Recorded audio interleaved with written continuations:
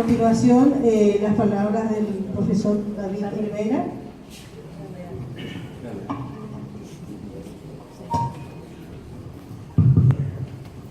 Muy buenas noches, Marisewa, Mariteco. Y uso esta expresión porque traté de vincular algo con el libro de Chiquita, a quien desde ya me permito expresarle mis felicitaciones también en nombre de los amigos que estamos con ella en Escritorio de la Casa del Escritor. Y les decía, traté de relacionar eso porque acá el Teco es el Estado, digamos, esa manera que tenemos de ir desarrollándonos a través de toda nuestra vida. Y por eso que a cada momento nos preguntamos, Teco, ¿cómo estás en este momento? Y esta novela que nos presenta Chiquita, ¿a dónde van los gatos cuando llueve? Moopa, Fombaracayacuera o Quillaré. Moopa, Fombaracayacuera. Y bueno, y entonces, inclusive recién le decía en broma, hoy con tanta lluvia asociada a la presentación de su libro, por la duda me puse a mirar a los gatos que tengo en casa, ¿verdad? Mi señora que está acá tiene esa habilidad de convivir con mucha facilidad con 4 o 5 gatos en mi casa, ¿verdad? Fue difícil controlarlos a todos, pero por lo menos a uno lo vigilé bastante bien y sé que no salió de la casa, ¿no? Y él prácticamente como empieza Chiquita a hacer el relato, ¿verdad? Refiriéndose particularmente a los perros, que inclusive salen y se mojan, y decía ella que los gatos tienen esa, no sé si decir virtud, de poder apreciar ese hermoso fenómeno de la lluvia, pero resguardado, decía ella, en el interior de la casa, inclusive tal vez de algún vehículo, un auto, pero mirando. Y empieza esto con una relación de la historia de unas mujeres y en este caso Osiris, la gata. Y dentro de ese proceso que ella va desarrollando, encontré lo que en principio parecía una cuestión, digamos, medio fácil y común. En la medida que iba leyendo se fue complicando y en gran medida resultó apasionante, ya ni siquiera capítulo a capítulo, sino que línea a línea, ¿verdad? Y él hace una especie de progresión en la historia y luego hay un proceso en que todo vuelve. Empieza la historia de Marga, que finalmente acortó su nombre, tenía 5 nombres, ¿verdad? Y de los cuales ella en alguna medida renegó y finalmente logró esa simplicidad en el nombre y pasó a llamarse Marga, viviendo ella con su gato en una de las circunstancias que va mencionando. Se desarrolla todo en un día, una jornada lluviosa, empieza a las 7 y termina a las 8 de la noche, y esos gatos se convierten o representan, simbolizan a los sueños, y en particular la gata que al empezar la historia les cuento que como que asume una vida, una capacidad, una condición humana, porque ella va contando también la historia en algún momento, ¿verdad?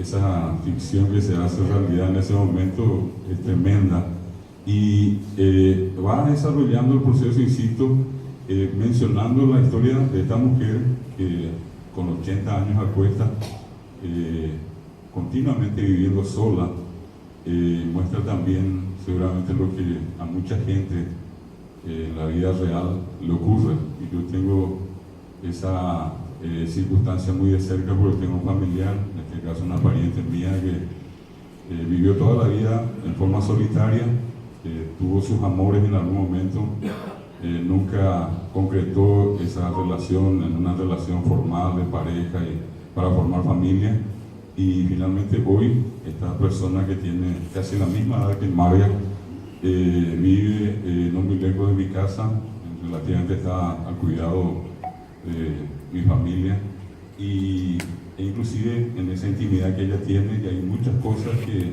ella no cuenta, que ella sabe, y que en alguna de esas cosas alocadas que alguna vez me comentó, hace años viene pagando un seguro de sepelio, porque ella sabe que como es sola, probablemente nadie se preocupe de ella al final. Y incluso no hace mucho me dijo, mira que estoy pensando seriamente ir a retirar el cajón, poner al costado de mi cama y así, el golpe que doy nada más ya me tiro adentro, me decía, ¿verdad? Y bueno, y un poco relaciono, repito, porque una cuestión, me tocó muy de cerca la historia por este familiar que les estoy mencionando, y lo notable del caso es que María efectivamente procede de una familia adinerada, mi no pirombaiva, mi cateva, a pevija y tú así, a cuera y cobete, o a cacuá, y coponá, cuera y chabán de cobre, una familia de ese porte con un caudal económico de dinero muy importante. Y en la medida que se va desarrollando la historia, obviamente no le voy a contar todo porque a propósito de que ustedes también puedan tener el material, pero por lo menos algo de eso les voy a comentar para entusiasmarles.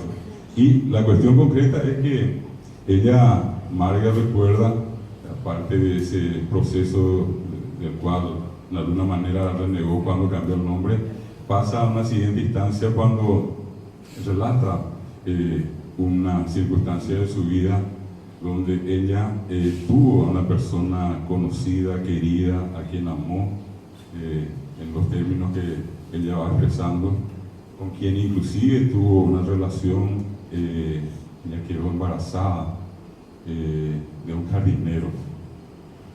Ese tipo de relación medio imposible, tipo novela mexicana, ¿verdad? Donde el rico y el pobre, ¿verdad? La familia obviamente reniega, llega a esconder el caso, las hermanas van a la casa de unos parientes, en la escuela se hacen unos arreglos, ella tiene una enfermedad supuestamente, la llevan por más o menos 2 semanas, obviamente se produce el aborto y ella retorna. Y a partir de eso, ella descubre que finalmente los hombres no son de su gusto, ¿verdad? Y mantiene una relación secreta posteriormente con otra mujer que tiene el nombre de varón, ¿verdad? Y finalmente también para disimular toda la situación que se da a nivel de clase, de ese porte, esta Marga contrae un matrimonio, una especie de disfraz, de máscara, y por esas cosas de la vida finalmente no puede siquiera tener hijos. Fallece el marido, ella recorre el mundo. Entre tanto se van declarando las otras circunstancias que les toca vivir a sus hermanas, entre ellas una fallecida, ¿verdad? Y se habla, repito, de circunstancias que a veces, por distintos motivos en la sociedad que vivimos, un poco en ese doble discurso, hay cosas que se ven de un lado y las otras que se guardan y que muchas veces rayan inclusive lo increíble, lo absurdo seguramente y hasta lo grosero, ¿verdad? Pero todo bien disimulado, todo bien cubierto, va desarrollando la trama hasta que finalmente en todo ese proceso ustedes van a descubrir al final de la historia esa parte apasionante que, siendo las 8 de la noche, ella siempre en compañía de su gato va a cerrar la historia de una manera que me parece que es bastante triste, no cuenta. Yo sigo tirando un poco de como se dice, como es la liñada aquí para ver si captamos algún tipo de pesca útil esta noche, ¿verdad? Bueno, y concretamente con esta relación que les hago, quiero hacer esta siguiente reflexión, ¿verdad? La gata inclusive en algún momento habla de que pasó por varios procesos anteriores, se reencarnó, fue inclusive mujer y fue gata varias veces, pero siempre fue mujer y gata, ¿verdad? Una cosa sorprendente, fabulosa, repito, que donde Chiquita tiene esa versatilidad, esa sagacidad, ese ingenio, esa chispa de llevarnos por una situación de familia, meternos en temas de orden filosófico, esotérico, nos lleva nos transporta a la reencarnación, una serie, pero todo ocurre en una especie de sube y baja. Uno cuando llega allí vuelve a subir y baja otra vez y sube, y la historia es apasionante, terriblemente apasionante, ¿verdad? Y desde ese punto de vista considero que el aporte, sobre todo de Chiquita, en esta obra, lo significativo es hacer una referencia a esa fase de la vida que, insisto, está representado por Marga. Finalmente, en la soledad, tener únicamente la compañía de esta gata y llegar al posterior, al final de su vida, de esa manera, luego de haber pasado por la opulencia y por distintas circunstancias, poder finalmente llegar a una circunstancia de la muerte. Incluso, repito, desde ese punto de vista, me parece muy importante hacer esa acotación de ese texto que ella va demostrando paso a paso, y también en las hermanas que van apareciendo en la historia. Aparecen todas las hermanas, también una referencia a la madre, al padre, y dentro de eso uno descubre, repito, una serie de circunstancias, de hechos que por una parte parecen descripción, pero por otra parte es una asociación de uno de los personajes a la realidad histórica reciente del Paraguay, inclusive al tema de la dictadura, al tema de las ligas agrarias, en fin. Pero insisto, uno empieza leyendo y parece que uno está ubicado en una especie en un ambiente, en un ámbito que normalmente a lo mejor no se corresponde así con la realidad muy usual de cada uno de nosotros. Pero finalmente eso se vuelve muy próximo cuando comienzan a aparecer también estos personajes y estos relatos que nos asocian, repito, a esa realidad dolorosa y reciente todavía en la historia de nuestro país. Entonces yo, con esta referencia, quiero expresarle a Chiquita Barreto, que en un principio me dijo: lee y si te gusta, avísame y entonces vas a presentar la obra. Y yo les puedo asegurar que leí y me volví loco, no pude dormir una partida de día, porque terminaba de leer y volvía a releer. ¿Por qué? Porque, repito, únicamente aquel que pruebe el producto después va a darme la razón. Y yo creo que esa es la mejor referencia que puedo ponerles a todos y cada uno de ustedes, es que al leer van a sentir lo mismo que yo sentí, esa necesidad de tener que releer y descubrir eso que cotidianamente ocurre y que por muchos motivos guardamos o están ahí cerca. En el caso mío, por eso les mencioné este caso tan especial que me toca vivir con esta persona que es familiar mío y que, insisto, viviendo en la soledad, lo único que a este familiar mío le falta es el gato, ¿verdad? Que le voy a sugerir que incorpore a esta parte final de su vida.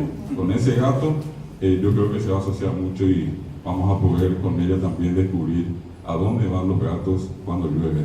En realidad son los sueños que esta persona en el trayecto de un día revela, descubre y causa una sensación maravillosa en el lector.